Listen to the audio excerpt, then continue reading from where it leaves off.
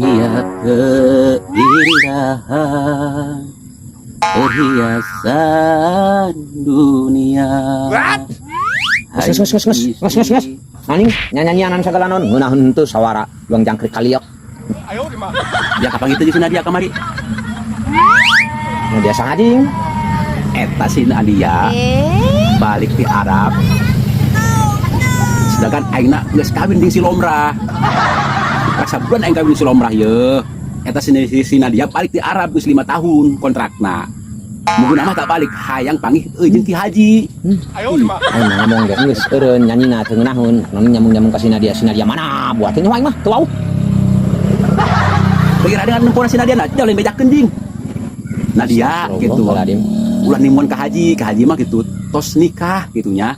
Saha jeung nimuan si Nadia aing ngomong gitu tadi gitu wau acan aing makan si Nadia.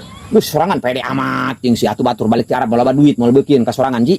Kadang-kadang mah aing mikir aing karena si Lomrah jaga di juburna aing kabita aing ya. Aing kali bisa mereka jaga di juburna aing.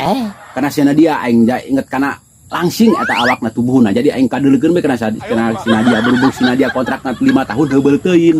Aing kapaksa ngawin si Lomrah. Lain kapaksa tah mah beuki. Ujung-ujungna deui lagi ngadeuleu potongan balik ti Arab jeung hang babalikan deui.